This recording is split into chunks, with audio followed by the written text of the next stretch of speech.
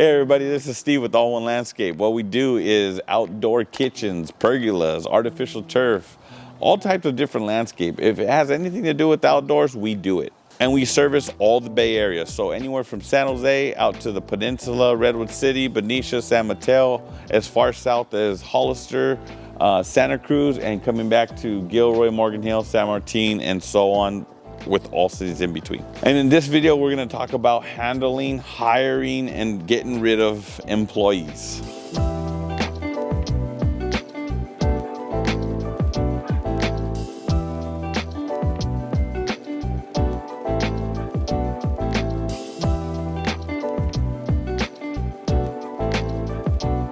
So, for the people that don't know, what is a contractor's job? What do they really do? So for a contractor, we wear multiple hats. Me for instance, is I sell the job, I manage the job, I watch for quality, I'm looking for making sure that stuff is getting ordered correctly, and then making sure that the client is happy, so communication. How do you find your employees? Do you look for age? Do you look for experience? Do you look for pay? What would you say? You know, handling employees, hiring employees it's not too hard. I don't look for anything like age. I don't look for experience. I don't look for somebody that's been doing this for 20, 30 years. I look for somebody that's willing to be taught. I will bring somebody in here that has heart, that has drive, that has a responsibility in life, and that's willing to learn. Hiring an employee is very important because they are the face of the company. How do you make sure an employee is doing their job right? So for me, first of all, we're gonna bring in somebody that's new, and we wanna make sure that they're doing their job right. We wanna ask a lot of questions. What do you know how to do? What don't you wanna do? We're gonna start them out on stuff that is small stuff, the dig outs, the digging the holes, the cleaning up, the bringing in stuff, taking stuff. And we watch how they conduct themselves. We watch certain people can't work with other people. Certain people can work well by themselves. They don't work good with other employees, as far as maybe they do well with other employees, but you know, maybe they just get ruffled feathers from certain things. They don't like to take direction. So all those things play a big part in when you're looking for the right candidate. Have you ever had to fire somebody, and why? Unfortunately, yes. If I told you no, I'd be lying, right? It's something that we don't want to do. You know, for me, I give chances, but I'm a man of minimum words. Like if I have to continue to talk to you or to write up disciplinary actions multiple times for the same thing, at some point you just got to say, is this job the right fit for this person? Is this person, can he fit somewhere else? Because before we get rid of somebody, we want to say, will he fit or will she fit somewhere else? Will she not? Will he not? So I've had multiple employees that worked with me when I first started that kind of were on the bus, and they started out good, had one foot out and was helping us tug along. And before you know it, just both feet got put inside the bus and they just kind of lost focus on what they were doing. Now you're a safety issue for me, you're a liability. And we got to remember we're in homeowners' houses. You know, they're paying a lot of money and they're depending on us to have integrity while they're not around, right? So those things, as a business owner, we have to make sure we have when we're hiring an employee. Let's say there's a contractor out there looking for new employees. They might not have a lot of experience hiring. What advice do you have for them? Advice on hiring new employees. It all starts with us, the business owner, the leader, right? Having good culture, making sure that you have good morale at the house. And when I say the house is behind the scenes, at the shop, in the mornings, loading up, giving advice, how you're handling people. So when employees do something wrong, how do you handle it? Are you putting them on the spot in front of somebody? Are you doing something where you're raising your voice? Are you treating them like human beings, or are you treating them like they're animals? That's something really big in this industry that I'm in that you hear a lot of, is that employees don't last because they're being mistreated.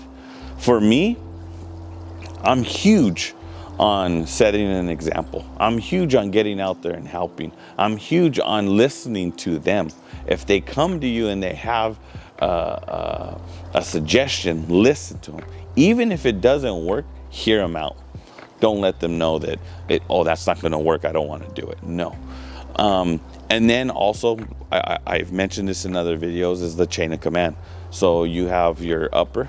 Never take that throne from the chain of command. Even you being the owner. If an employee comes to you and says, hey, Steve, I need a day off. Hey, did you let so-and-so know? Did you tell the foreman? Did you tell whoever's the lead on the job? Make them go to them so that they have that respect. When you bring somebody in and you just hired them, and you have 7 or 8 other guys that are just all on one page, they just fall in line.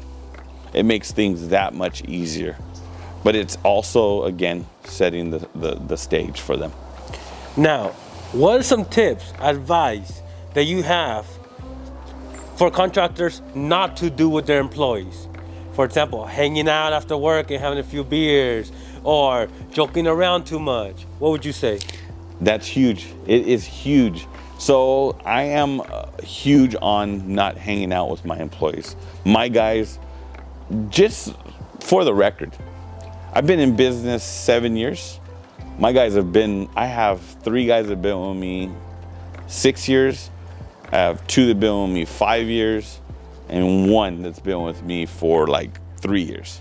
So I don't look for employees. I don't have an issue with finding employees. I have not had this issue. I like to toot my own horn, if I would. To say that I think that we have a strong running bus here. So, that's huge when you're hiring a new employee, is what type of employees do you have already? Getting them to kind of just buy into what you got going.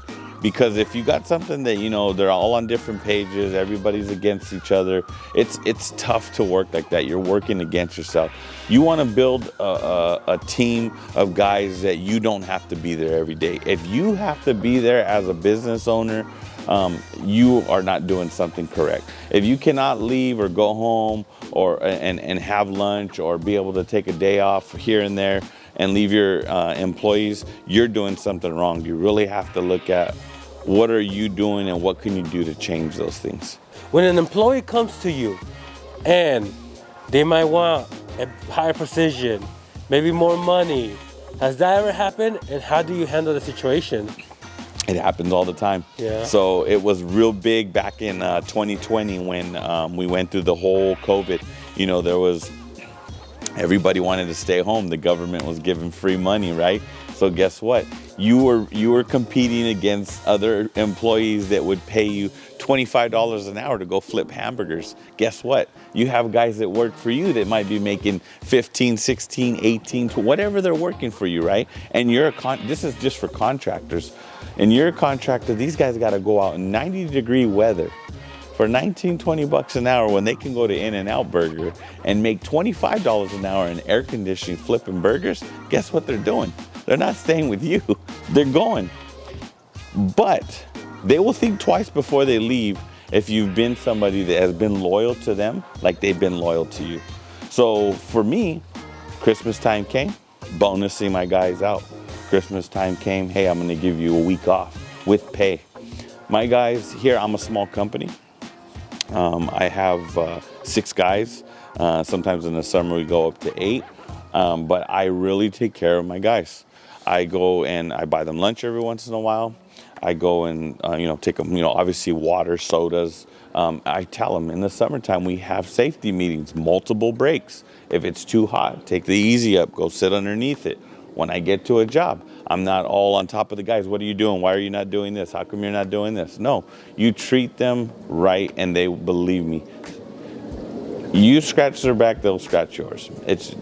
You gotta treat your employees and let them know that if it wasn't for them, there's no you, because they are the front line. Now, one hard thing is you have deadlines. How do you make sure you're on the right timeline, that you're not gonna be late? Or what if you are late? How do you handle that situation? Guidelines, deadlines, again, that all falls into place if you're treating your guys right. You know, if you mention this and you give these people ownership, and when I say these people, my employees, and you let them know, hey, I need to get this job done by this date, and you have everything cut out for them and you work with them, most of the time they're going to come back and say, hey, you know what, I need this. If I don't have this, I'm not going to be able to do this. It's a lot of communication. If your communication is a little rough around the edges, you better work on that, because that's huge. Because again, those employees can make your life miserable if you don't treat them right, you know. And you won't hit deadlines. Guess what happens when you don't hit deadlines? That carries. All right, contractors, well, that's some advice that I have when you're looking for employees. If you guys have any questions at all, please drop them on the comments below or send me a message on Instagram. Also, don't forget, if you need anything done in the Bay Area, San Jose, San Francisco, Burlingame, San Mateo, as far south as Hollister, Gilroy, Santa Cruz, please give us a call. And remember, we do patios, outdoor kitchens, pergolas, raised decks, artificial turf, gas fire pits, water features, certain water features. Anything to do with outdoors, we do it. Please subscribe below, hit the like button, and leave a message.